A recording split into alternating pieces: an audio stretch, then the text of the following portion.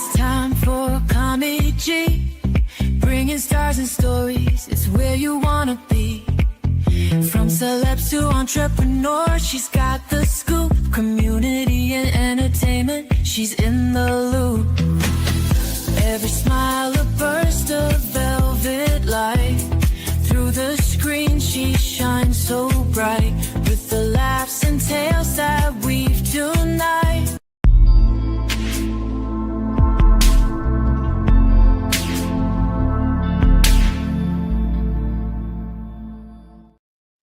Well, welcome to another episode of SKST Radio, and you tuned into the Kami Grayson Show.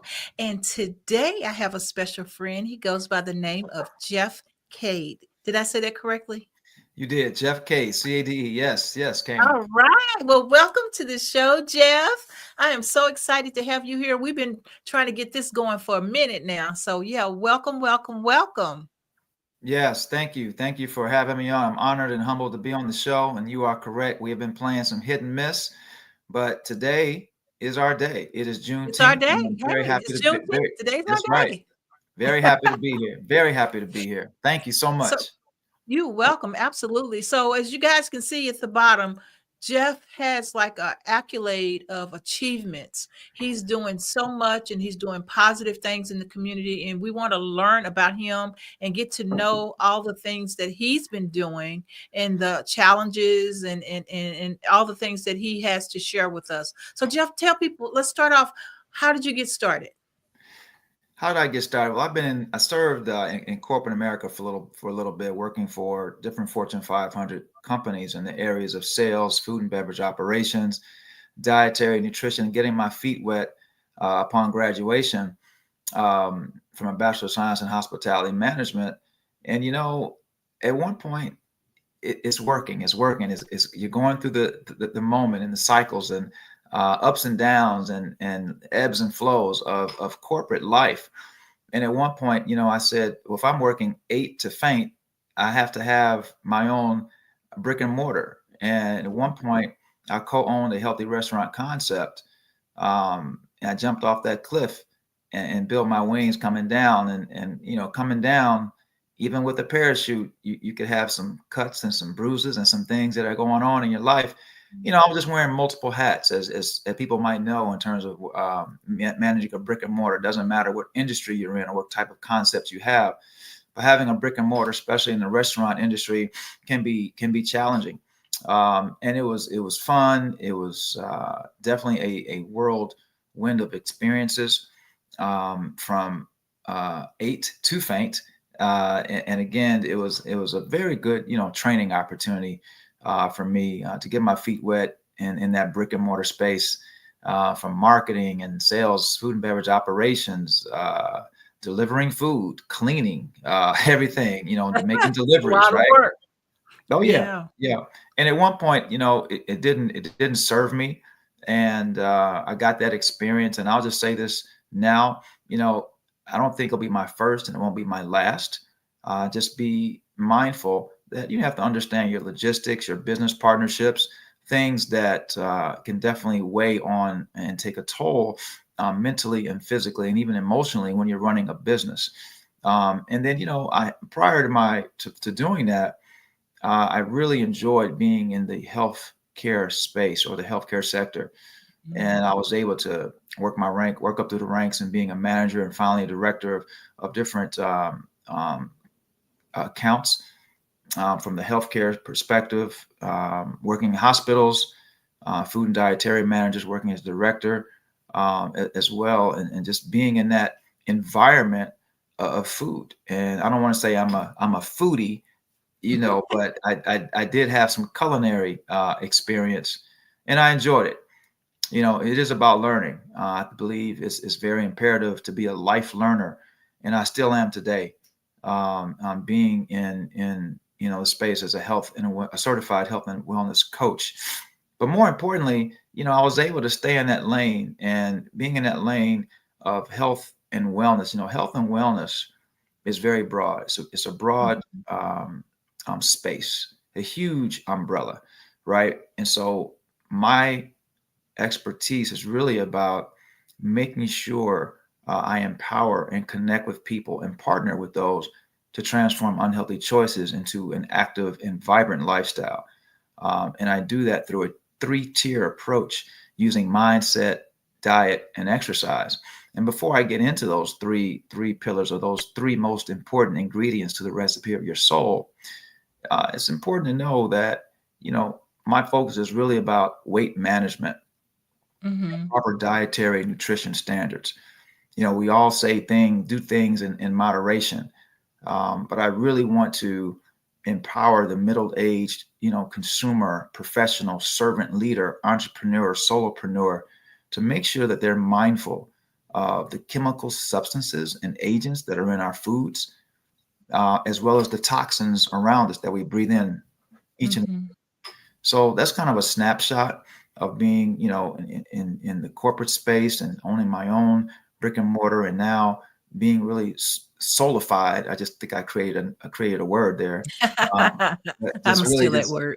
right, just being able to stay in the lane of health and wellness, Yeah. especially when it comes to these unique, extraordinary, dynamic times, locally and globally. Our local and global economic landscape is definitely changing right in front of us. I say that Mm-hmm. because there used to be a time when we were coming up, and things were just fundamental. Well, now we are living in an influencer type of Yeah. space, and we're so distracted, and we're scrolling a lot, and we're doing a lot of things on these devices. And sometimes you got to take a step back and hit the reset button, because your mind can't take all that in. And then Mm. when it does, that can create mental stress. And we have enough Mm. stress in our days anyway, whether it's personal, Right. professional, emotional, spiritual. There's a lot going on. And sometimes you just have to reflect and take a step back and have some Mm. self care. So I Yeah. talk about that a lot. Self care is the new healthcare. I just got back from Durham, North Carolina, with some powerful speakers, servant leaders, led by Dr. Ola, who's in Illinois with me. And she's a powerhouse. And we were actually out in their live studio. And most of us were just talking about different spaces that we're in, and really just being of service, and allowing us to have the stage and talk to the audiences about what we do and how we are able to help and add value and impact. And even today on your show, this is what this is about. Being able to provide a tip, a nugget, something in order Mhm. to insist, connect, and maybe even empower one to live a healthier and vibrant, active lifestyle. Yes. Let me ask you this. Let's take it back.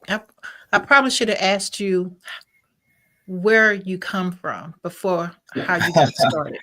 Oh man, I'm Because the I best want to at know, you're now in this healthy space. You're now in this mental healthy space. But before the business and before all this other stuff, the wellness, how did you get to that spot in your life where you decided that you wanted to do wellness and be healthy?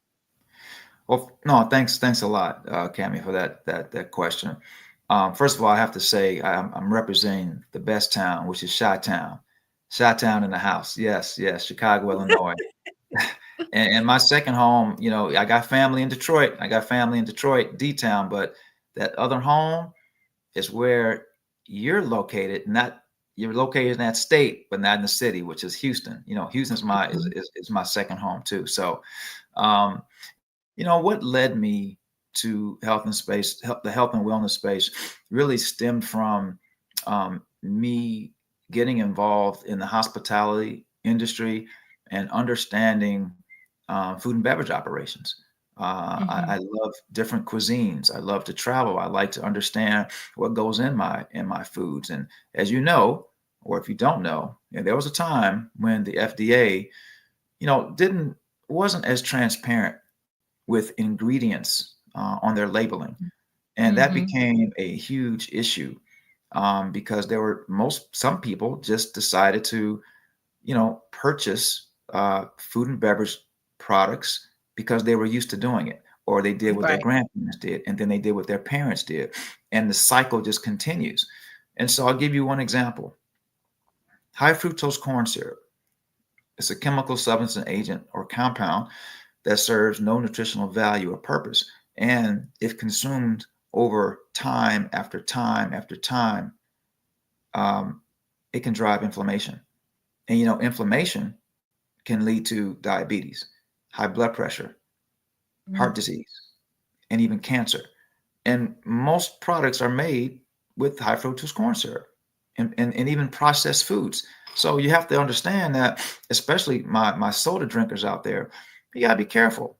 You got to do things in moderation.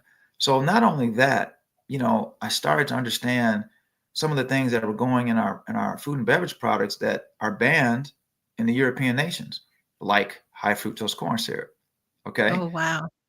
Yeah. And then later on, I wrote this book called Battleground Cancer.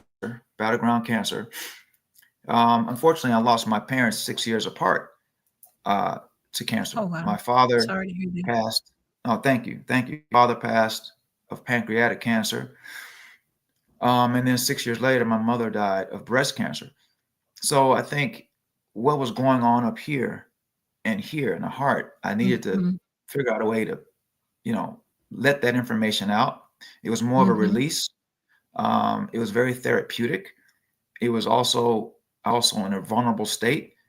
I was also trying to unpack a lot of things that occurred over my youth because I lost them I lost both parents right before college, and so Wow. and in college after. I'm sorry. My father was in 91. My mother was 97, 1991 and 1997 respectively. So that was a lot to unpack over the years because see, Right. most of my family members and most of my friends had both parents, or they at least had one living. And Right. so I don't want to say I was the ugly duckling. It's just that I can laugh at that now, but it was quite Hard. painful Yeah. and Yeah. very challenging to deal with the loss of a parent, but both. So there was no parental touch, no love, no guidance for years. Grandparents had already been deceased. Um, Mm. my godfathers, uh, he was deceased. So it was a lot going on. But I guess Jesus is my rock, right? And so it was a matter of being able to navigate life and still try Mm. to enjoy it and have some joy, but also some pain, joy and pain, right? Right. I'll say this, God reigns on the just and the unjust. And I'm just saying that we all have life to go through. We're all lifing. And unfortunately, I Right. had to deal with that at a younger age. And I just think by writing the book, I was able to, touch people in different areas of their lives. Because, if I hadn't written this book, there's no telling what would have occurred in terms of people not getting back to me about how it touched their lives. Because we all know, Right. including yourself, that cancer or some major disease has touched a family member, a loved one, a friend. Absolutely. And my job was to make sure that I put that story out there in print and be fully humble and transparent with my story so I could touch others. Right. Because again, in at that time, most people had people even had their grandparents, and I did not. And I knew there was a lot to unpack. There was different layers that I was dealing with, and I probably didn't know what I didn't know. You know, Right. You uh, don't know what you don't know. Absolutely. right? And so I think in my time, my father taught me, um, man up, if you will. You Yeah. need to be strong, have a foundation. Cry later. Um, but sometimes men aren't able to release that, and it Mm. can come out the wrong way. So, Right. again, it was an opportunity for me to put this out. And, I wasn't striving, Kami, to be a best-selling author. It wasn't about selling hundreds of books, which I have. It was really about making sure that I got my story out there truthfully, and hopefully it would be able to touch someone, because I know most of us have been touched by this disease and other diseases within the communities a lot. Wow. And so I just wanted to make sure I put that out there. So I know that could have been long-winded, but I wanted to let you know that, through, of course, the test, I have my testimonies, and I think I'm more triumphant now because I've been able to do this and continue to talk about it, and being able to help those who can't help themselves, and Right. be a voice for those who need that assistance, because the book isn't just about, cancer.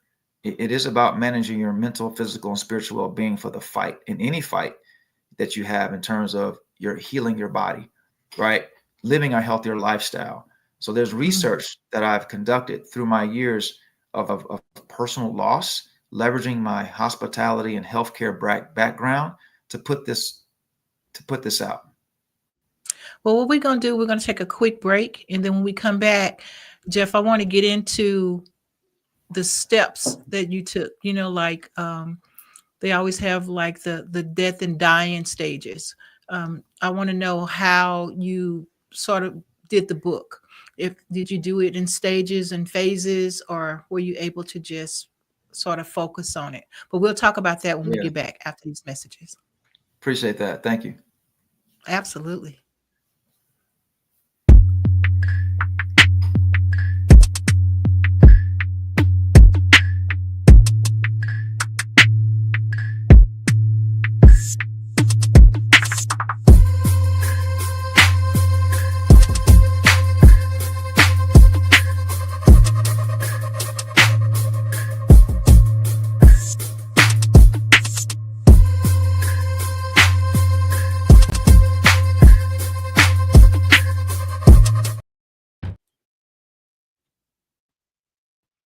All right. If you just tuned in, you haven't tuned in too late. You tuned in to the Kami Grayson Show, and I'm here speaking with Jeff Cade, who is an author, accomplished person that's doing nice and healthy things, teaching us the healthy way to live, doing different seminars, and just getting the word out there so you can be a better you.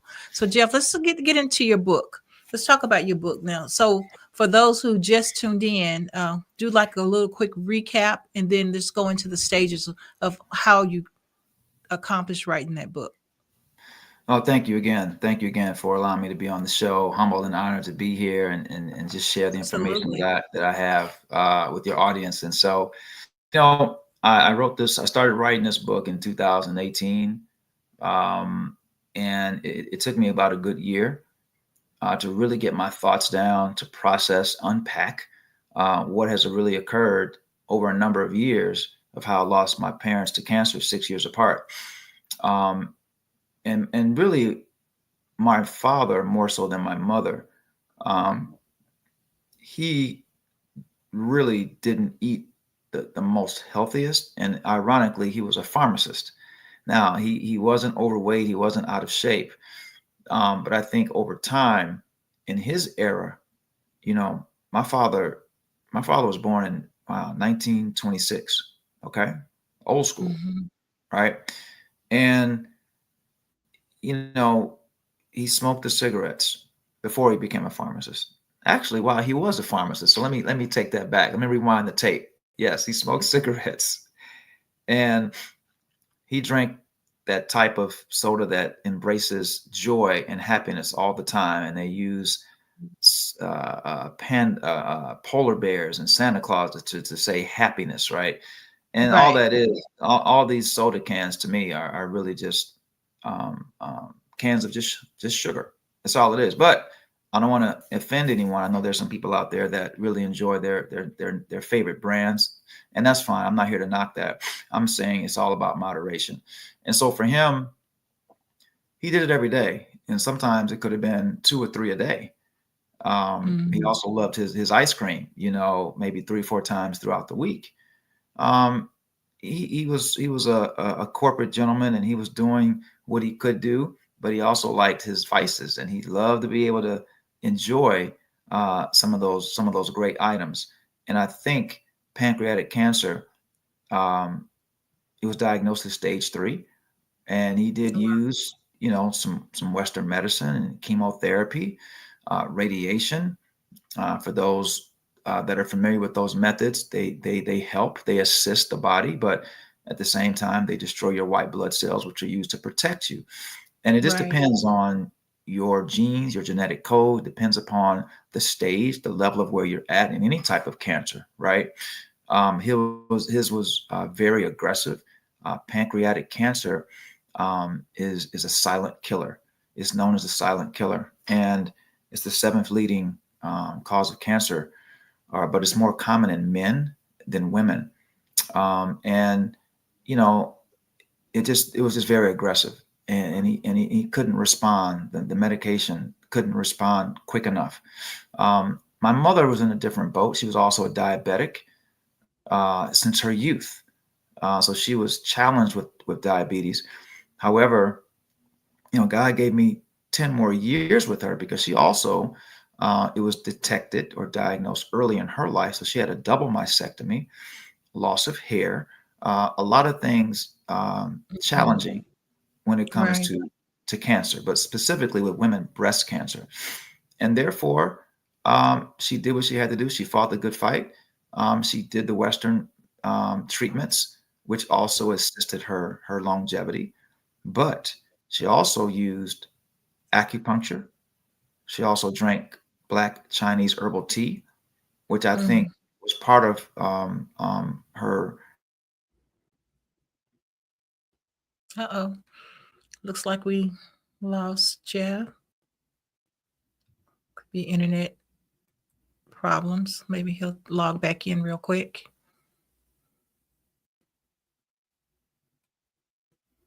What I'll do is I'll play a quick little commercial. Oh, he's back already. How cool is that?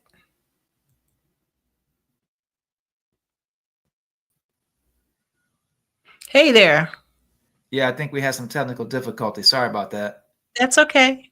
Yeah. So what I was saying, she was able to utilize her um, the eastern side of medications, from acupuncture to drinking Chinese black herbal tea, and that extended her life a little bit. But God gave me 10 more years with her, which I'm very appreciative and grateful. So I think over the course of time, Kami, when I said earlier about unpacking um, the different levels of what I was dealing with and what I had to go through as a young adult, I Mhm. wanted to bring forth what was in my mind and in my heart, and pen the book, and also add some interesting research as it relates to living a healthier lifestyle, but with what you should consume and what you should not consume, and how our own bodies can heal and recover from certain things. Eating clean and green is one. Staying away from high fructose corn syrup and GMOs are two. Exercising, have an exercising routine or regimen. All Mhm. these little things, you make your small adjustments. It's like when you have to adjust your mindset, things can happen for you in a positive way. See, we don't manifest what we want, we manifest what we believe. So it's about that mindset first, and Mm. Right, right. create to create your outcome. So, Jeff, by being Juneteenth, something came to mind.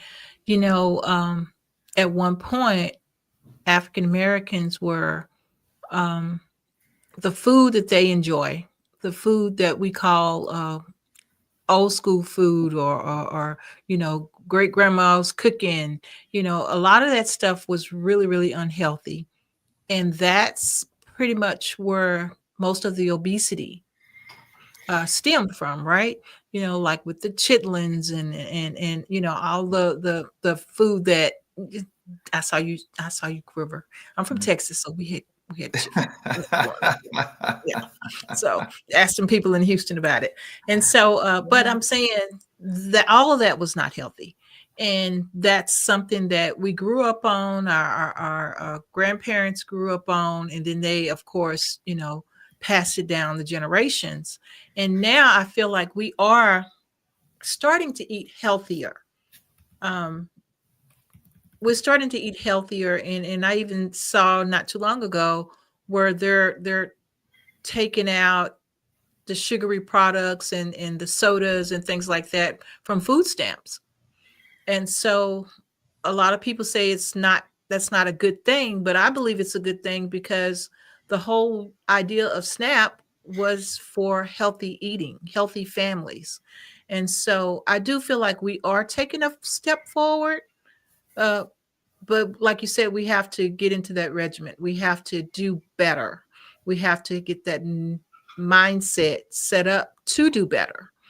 And so what can we do? How can we get started? You mentioned a couple of little things that we can do to get started, but on a big scale, how do we go from small to big to make a No, difference? that's a great question. I think, I can only tell you what works personally for me and some of the clients that I've worked with, and people who really partner and embrace what I do. You said it earlier, it is about having a strong mindset. Whatever you think about, you bring about. And when you're speaking, the tongue is very powerful. The universe is always listening, right or wrong. And if you think you can, and if you think you can't, you're right. You're right on spot. You're right on target. So Right. we kind of have to shift our mindset from, glass half empty to glass half full. And sometimes, it's challenging to do that with all what's going on in your home, in the environment. I mean, I'll give you an example.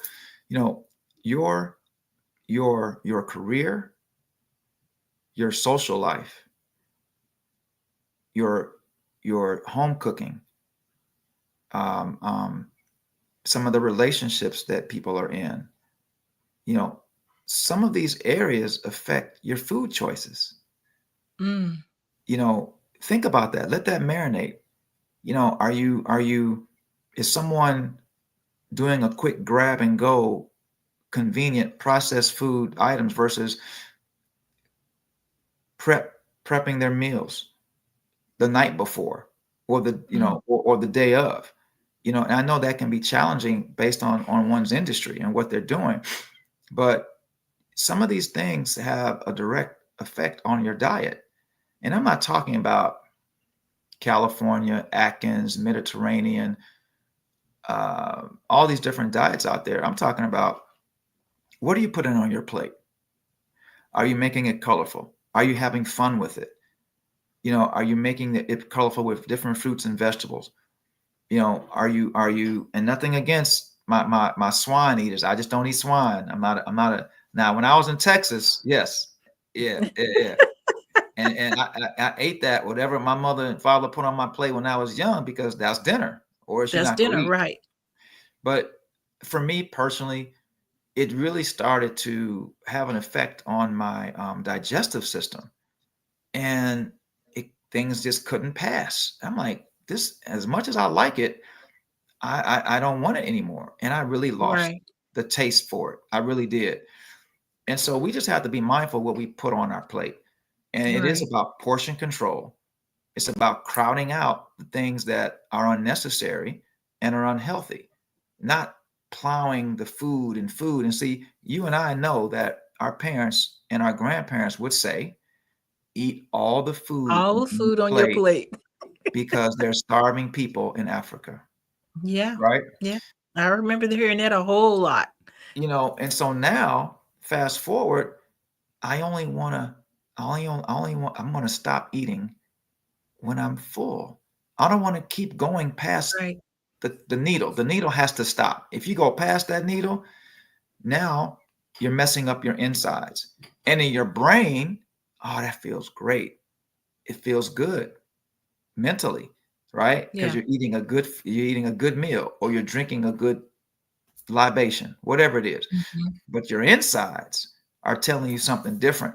And if you keep on damaging your insides, by over portion control, by over consuming, over indulging, going past the needle, then you will have a negative effect. And then inflammation will occur. And when inflammation starts to occur and you got other things going on, then it could be a hard knock life when you're dealing with, you know, the outcomes of what you have to deal with. Now you may have to take some medication. When you start medication, other things start to happen, like side effects. Now you're feeling different. Taking medicine for the medicine. Yeah, you're taking medicine for the medicine. You know, you now you can't get to the gym as much. Now you can't get outside to get that natural vitamin D. There's so many things that we can do naturally, and be able to treat our body as our temple. And don't get me wrong, audience, I am not perfect here. I just have been schooled in a way, and I'm very active, right? I'm also a high school varsity, tennis coach. I'm a pro at one of the clubs, so I'm always active. But even if I wasn't, I would still go to the gym between 3 and 5 times a week. See, statistics and data show that 20 to 40 minutes a day of some type of exercise or cardio interval training is going to burn calories, reduce weight, increase your energy, reduce mental fog, have better mental clarity. It's going to, you're going to hit those endorphins, right? Right. Or I should say the dopamine hits. And so it's important that you focus on that mindset. For me, it is about getting first when I wake up before my feet hit the ground. Right. Meditate. But Jeff, you need to think about this too. You're telling them to slack up, right? What about those people who don't eat?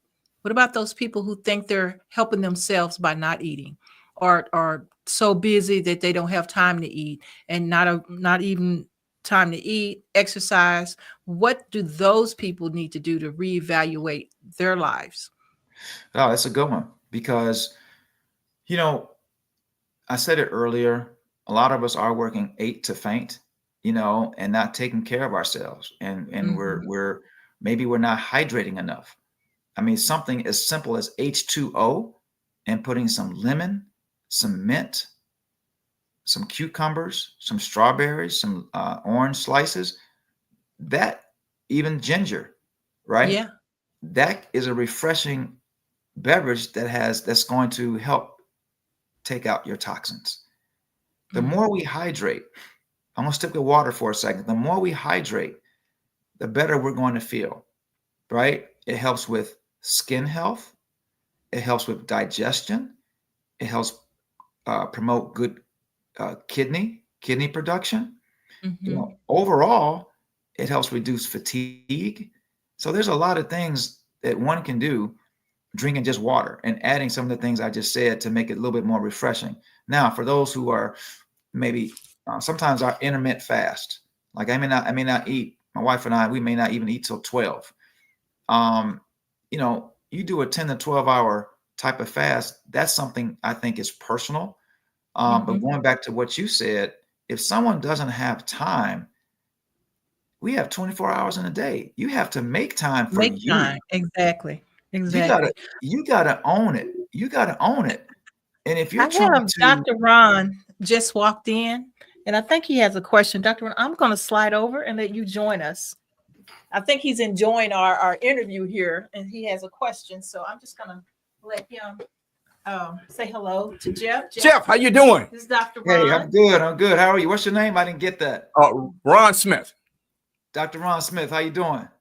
Good. I apologize. My goddaughter had a screening for her NYU project, and I had to attend that to support her. And she talked about a family that sticks together. And basically, it's kind of in line with what you're talking about, because we get together around food. It's like the movie Soul Food. That's right. Everything you probably told us not to eat that was on that table. But here's my question. By the grace of God, he allowed me to, be educated, get out of a socioeconomic situation where I was able to get a full, I guess, multi-colored table. When I grew up, basically, I grew up in like a food desert, and being raised by a single parent, uh, whatever's was cheap, fast, and tastes good is what we got. Yes. So people who are living in the food desert and people economically suppressed, what would be your suggestions regarding a diet? Because we know we're probably killing ourselves with a knife and fork. Statistics is bearing us out. Most of our health situations happens during our adolescent years, and if we don't get proper nutrition during those years, it's manifested, 20, 30 years down the road. That's a good question. I've been asked that many a time, because we do have food deserts out here in Illinois, Chicago. I'm originally from Chicago. There were times, and I'll tell you, Ron, where, I ate what my parents put on my plate, whatever that was, or else I just don't eat. And I can appreciate that situation of what they tried to do. Whether it was something had to be green, though. Something had to be green on my plate. And for me, I was blessed because I loved everything green. I just was introduced to it. My preference, I'm just going to share this. My preference is broccoli and asparagus and Brussels sprouts, and cabbage, which are acquired tastes. Yeah. And that broccoli was different for me as a youngster because I didn't like the crowns. I didn't like it was rough going down, the palate. But, I think it's very important that people understand the necessity of making an attempt to eat clean and green. It doesn't have to be natural organic foods. That's a preference. Yes, and it costs more. It's more expensive. It costs more. However, eating basic fruits, from apples to watermelons, I love the berries. I hang out with the berry family. Strawberries, blackberries, blueberries. Those items. Kiwi. These items are strong antioxidants. First of all, and they have healthy benefits. And one may not be able to go to the produce stand. Back in the day, it was different. You just, went to your normal place. But now there are very specifically singular focused, different type of grocers that have the things that we need in our community. And so I think it's important that one goes to their favorite produce store, goes to the places and get the basic necessities to support what they're doing at home. Now, that could be basic apples and oranges, watermelon, cantaloupe, and even the broccoli and asparagus, and green beans. And I don't want to say corn, because corn is a GMO. That's genetically modified. I stopped eating corn some time ago because I found out about it. It doesn't pass. It's what it is. But I'm not going against people who like corn. I just personally stopped eating it. But how about raw carrots? Now some of these things that I'm saying, especially the vegetables, is an acquired taste. But guess what? You only got one life. Your other one is spiritual. When you're spiritual, you're not here. You're in essence. You're in spiritual essence. You're trying to be here as long as you can in this earthly body that we've been given. And in order to feed your body, feed that temple, you have to be able to include have a colorful plate. And there's nothing wrong with having some protein, of course, with that as well. Our challenge is that we have to stop doing the grab and go processed foods that has a laundry list of labeling content and the words no one knows. You don't know half of these words that are on the labeling. If it's a paragraph long, you probably shouldn't eat it. And yes, there are apps out here that you can go into the store and look at what these items, these long chemical products or chemical substances are in your products. If it's a paragraph long, you shouldn't be eating it. Anything I see with high fructose corn syrup, parabens, phthalates, sulfates, red 40, which is a dye, nitrates and nitrates on meats, which are mostly processed, I stay away from. And yes, Ron, it's a challenge. It's a challenge. I didn't know these things earlier on because I didn't know what I didn't know. The FDA was not sharing that information with us. See, the FDA approves things that are edible. It doesn't say this is unhealthy. No, they're not going to make money that way. So we have to be smart when we engage with the food that we love. And we have to do it in a way that is healthy and being able to have proper portion control. Now, don't get me wrong. It's summertime. I want to barbecue just like the next person. I want to be able to engage. I want to be able to engage. I want to have a little soul food. But you know what? In the summer for me, it's challenging for me to eat that comfort food like that because I'm in the Midwest. So barbecue, yes, but all that comfort soul food, I wait kind of towards the fall and winter. But I do enjoy some jerk seasoned chicken. I love jerk. I love jerk. You know, I love going to Jamaica and getting it really there when I want it. But we just have to be able to understand labeling content for one, portion control for two.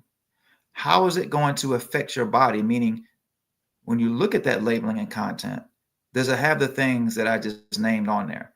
You got to start with that. And three, go in your cabinets tonight, tomorrow, or if you want to start Monday after the weekend, you know, look in your cabinets and look at the products that have high fructose corn syrup on them. Look at some of the things that are in your cabinet you're eating now.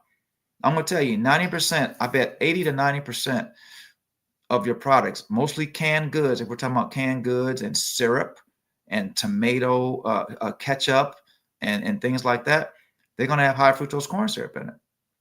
You know, you gotta gradually crowd it out of your plate and out of your system.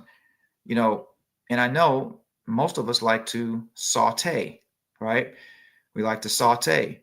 Well, you gotta be careful of the oils that we're using. I've been told by a nutritionist, you know, and some other people who are really at a higher level than I am when it comes to really digesting some of these foods, because they may have celiac or they may have some other diseases going on. They can't eat gluten. There's a lot of things that people can't eat now. You know, certain seed oils are not good for us. So it's very important because I mean, think about it. I said there's a lot of things in our lotions, potions, foods, personal care products like aluminum that are in people's deodorants. It's got to stay away from that. I always look at those deodorants. And for the ladies, you cannot use anything that has a sulfate or parabens. These chemical compounds can cause cancer. Wow. Long term. Not if you use it, you know, for a week. I'm just saying, you gotta be careful. I mean, think about it. Our community and our grandparents, they didn't know about this stuff because they weren't aware. But now we know, and when we know better, we should do better. We understand what's in your hair care products. You got to be very careful because what you're doing is going into your scalp. Your scalp, yeah. And it's going into your your pores, everything, your skin. Jeff, you mentioned something about the FDA and their requirements. One of the shockers to me that I learned a couple of months ago is there's actually arsenic in applesauce that we feed our kids. There's a certain level that is acceptable. What are some of the things we need to look out, even when we read labels? How do we know what's acceptable and what's not? And I know you say any of those chemicals that if you can't pronounce it, you probably need to stay away from it. No, you know what, Ron? That's a good question. I'm not that savvy when it comes to the percentage, but I know arsenic is not a healthy substance. No. But I do know that I've been trained, and it's been a challenge for me to really. It takes me longer sometimes to shop now, or even my wife, because I'm looking at this stuff. Like, for example, you know, I ate this back in the day, and my kid, I had to stop him from eating it. What are those things you put in the Pop-Tarts? Oh, yeah. What? And I used to. I'm gonna tell. I got a funny little story. I used to love this woman, and she was on a bottle, and she wore an apron. I used to love that syrup. Man, man, oh man. Woo! That was some great syrup. I had to get rid of. I had to kick her out the house. I had to kick her out the house, and I had to join. I had to get in the log cabin era because there's no high fructose corn syrup.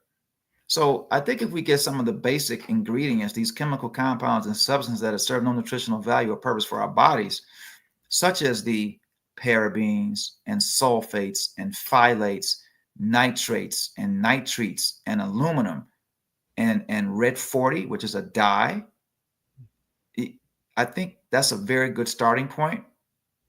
That's a very good starting point. Yes, will your food be bland, or will it half taste the way that you're not used to? Sure, but you only got one body. Now, some people could say on the flip side of the coin, Ron, it's my life. I'm gonna die anyway. It doesn't matter to me. My grandparents lived to 100. My grandfather smoked cigars. My grandmother smoked cigarettes. She drank beer every day. You know what? That was then. Yeah, that was then.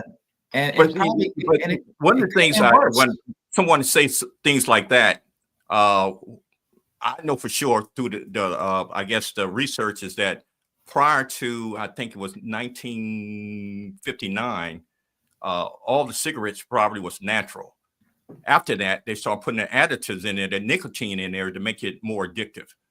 That's right. So our parents and grandparents wasn't smoking the same cigarettes that there's out there today. And we already know that menthols are worse, and basically they are marketed to us in our community.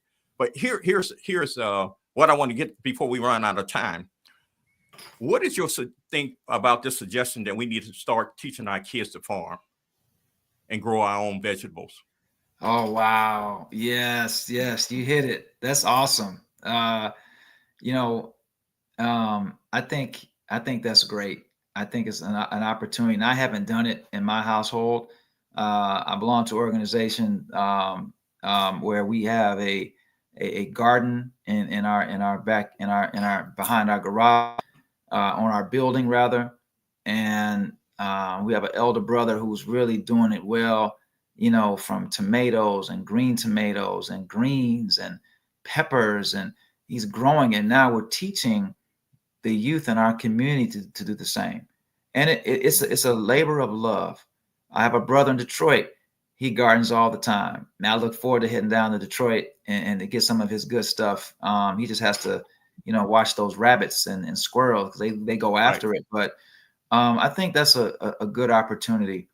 It's kind of the same, if you will, comparing apples to apples, to say we have to teach our youth about wealth, economic power, and understand that, we need to be mentally, physically, emotionally, spiritually, and financially fit.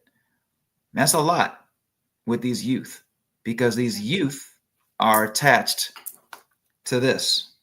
Yes.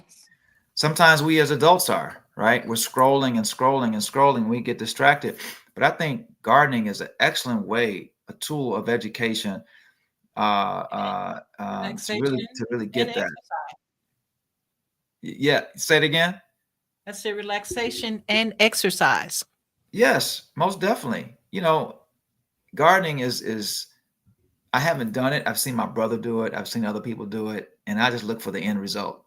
But it'll take you back to connecting with your spiritual nature also, and you actually see the manifestation at the other end, and you know that basically you're not putting chemicals on your tomatoes. You're not putting all this other stuff to to make it grow faster.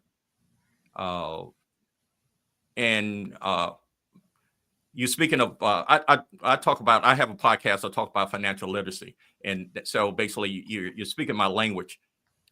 I think the same way that we have to talk to the next generation about finance, we have to talk to them about solutions of what they put in their bodies, and that's the reason why sometimes they don't even know why they are upset. They don't know why they're angry. They don't know why they're feeling a certain way, because we know the accumulations of eating those fast foods, it catches up with them, and it's almost like imbalancing that. And I was going to say, like putting a frog in cold water and turning the heat up, the frog will actually stay in there because he's comfortable as the temperature rise. He don't know eventually he's going to have a problem. No, that's true. I think it's been an issue for so many communities, being, because you get schooled and educated in one way, and you get comfortable, and once we get too comfortable, it's too late. Yes. We have to get uncomfortable to get comfortable. When I say uncomfortable, yeah, you got to use some portion control. Yes, you have to change your diet. Yes, you have to exercise more. Yes, you have to tell yourself, bring on the pain, right? Pain is power, and you got to be able to adjust, and it's a mindset shift. And then once that happens, then you can get comfortable, and then your body it adjusts and aligns with this. And when that happens, you're a different person. You're a totally different person. I mean, when I stopped eating, pork, and when I stopped, focusing on GMOs, there was a change. Not only did I lose weight, I felt better. You're looking at a guy that I'm back down to my college weight between 182 and 185. There was a time I was almost 215. Now, granted, I'm a thinner guy, but I also co-owned a restaurant. And so even though I was moving and working 10, 13-hour days, I was eating healthier food. But what was I not doing? I wasn't exercising as much. See, mindset, diet, and exercise, you can't have one without the other. When you're dealing with your mindset, yeah, you can be a scholar. You can have more degrees than a thermometer. But if you don't have a good exercise regimen, a good exercise routine, you're not hydrating, you're not getting proper rest, there's no recovery, you're still mentally checked out. You're not healthy. And on the other flip side, you can work out 5-7 times a week. If you're not getting proper sleep, if you're not hydrating a lot, what are you feeding your mind, right? And because you think you are in shape, if you think you're in shape, but yet your diet, you're eating after 8 o'clock, you're grab and go, your processed foods, you're still physically or mentally unfit. So, and physically, I mean, you can work out and take all the vitamins, take all the supplements, but you're not mentally together if you're not doing the right thing. And what are you feeding your mind? What are you doing for your body? So that's why I say it's a 3-tier approach. You can't really have one without the other. So that's what I talk about in when I speak on stages, when I'm invited to be on platforms such as this. Thank you, Kami, again. When I talk about my programs, I do one-on-one coaching, the Ultimate Health and Happiness Program. I have different packages, a jump start, something that's a 30 to 45 day type of program. And then I have something else like a 10 to 12 week where you really jump in and you understand that the period that you're going to have to outgrow some things and take a longer time to get involved with what you want to accomplish. I do one-on-one coaching. I work with people on their health. I do health assessments because I want to know if I'm qualified, if you're qualified to work with me, and if I can help you, and necessary. So yeah, it's very important that when I do coaching, I need to understand your health goals, what kind of journey you're on, what are we working to do, because I'm going to make you accountable, and I can't do the push-ups and pull-ups for you. You know, I can coach you all I want, but you have to want it. That's why I say you have to own it. I learned from Lisa Nichols, you know, convenience and conviction don't live on the same block. So if you want some convenience and you want to eat what you want to eat, and then as you said, Ron, it's kind of like you're mentally sluggish and you got brain fog and you're not properly resting and you're going and going and going and going. You're doing it to yourself based upon what you put in your system. Right. Yeah. One of the things that helped me, this will be my last question. I did a 3-day fast, and when I came off the fast, I started tasting the sodium and the fructose almost in everything I started eating. It was almost like that was my, lack of a better term, my come to Jesus moment of all the stuff that I was putting into my body. What was your experience like? It took me time, Ron. It took me time to develop a habit. See, I made the choice, but in a decision, right? And decisions have consequences, right? Good or bad. You know, it took me some time to move away from soda. I used to work for a major company that was one of their vendors, and I drank it every day. Now I was much younger then, but still, you know, it took me time to stop eating, say, pork when I was in college and I was a young adult, and then it took me time to. It just, for me, I think I lost the taste, I lost the need, and whatever didn't serve me, I went with. That's how I can put it. If something doesn't serve me right here and here, I'm done with it. And I know I'm saying it in a broad fashion where it's kind of like, you know, shutting a cold turkey, you know, if you will. But there are people out here who can do that. You know, once they start reading and doing some research and understanding the things that are going on in their body, if they have a positive mindset, not the mindset that says, well, I'm going to die anyway. Well, this happened to my grandparents and my parents. Okay, this is my moderation day, but your moderation day is every other day. So now you're eating junk. I'm not talking about that. You got to commit to you, because when you commit to yourself, that's closure. And for me, it was closure. I just choose not to eat certain things. Now, again, we talked about this earlier. This is summertime.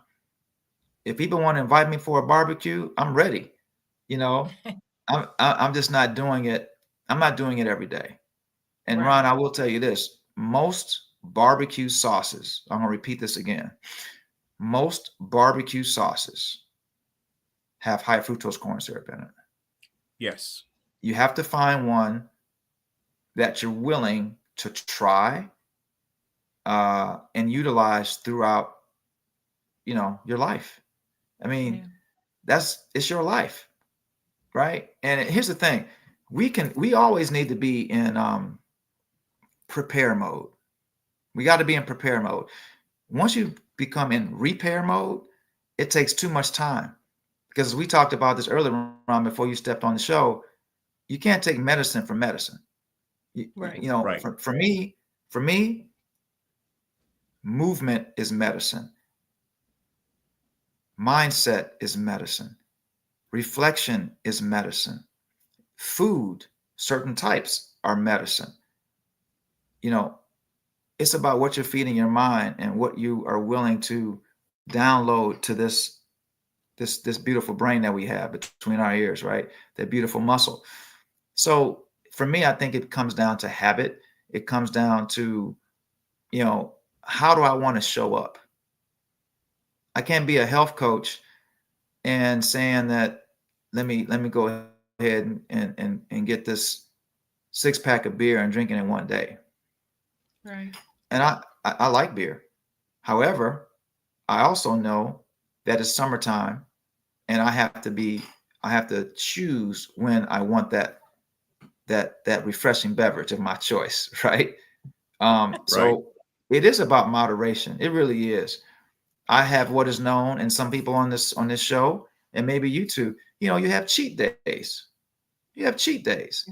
So my cheat day was a big day last weekend for Father's Day. You know, I got it in, right? And this is another week. I at least have 1 or 2 cheat days out of 7 days a week. So that's just 2. But that does not mean I'm going to, because I don't drink soda. I don't eat a lot of what do you call those? Desserts. I don't really keep ice cream. My son eats ice cream. I don't eat it. That's a good example. This is the summertime. I just choose not to. And it's not that I know it's cold, it's great, it's what we ate as kids and we grow up, and now it's starting to, as I get older, starting to phase certain things out of my diet. Yeah. And that Um, happens naturally too. it does. As we Yes, it get does. older. Yes, it does. As Sure. we get older, I've noticed that too. A lot of stuff I would have couldn't do without, you know, like Long John Silver's. I used to love Long John Silver, but I outgrew it, you know. And so, yeah, it's interesting. But Jeff, our time is up. So just Yes. tell Thank people you. how they can get in touch with you and how they can purchase the book. Oh, thank you so much. Thank you for allowing me to be on your show. I'm humbly grateful. Thank you, Ron, for those great questions. Hopefully, you and I can connect again, but you all can connect with me at www.jeffcade360.com. That's my first name, JeffCade 360.com. JeffCade360.com, and that's a huge platform. It's a communication hub. It allows you to see a couple videos, a website. You can buy, you can buy the book, Battleground Cancer. I also co-authored another book called Dare to Be Me Through Cancer, which a line of different servant leaders who are authors. And it also gives you an opportunity to connect with me on social media. It allows you to connect with me if you want a health assessment. We could talk about having a strategy or discovery call. Let's talk about your health goals. Let me see if I can work with you or not. Yeah. Let me see if you qualify. Maybe it's someone else that I need to speak to that you can refer me to so I can help them live a healthier lifestyle. Yeah. So JeffCade360.com. Why don't you send us a code? Send us a code to use, and as we post and promote this show, they can refer to this certain code. You want me to just put it in the chat? Yeah, do the Kami Grayson or KG or whatever, so you'll know that referral came from us. Yeah, and that's a good thing to say, because once they connect with me, they can say automatically, and if you all go to it, by the way, you can download my contact. You can send me an instant text. You can call me directly. You can connect with me, right? It's a connection tool and resource, and let them know, let Kami Grayson Show know that you all are that we're collaborating together. Definitely. I love it. Absolutely love it. Okay, Jeff, we got to say goodbye. I enjoyed it. I learned a lot. Did he hang up? He hung up. Oh, I didn't get to say goodbye. All right. Well, until next time, right here, SKST Radio. Bye for now.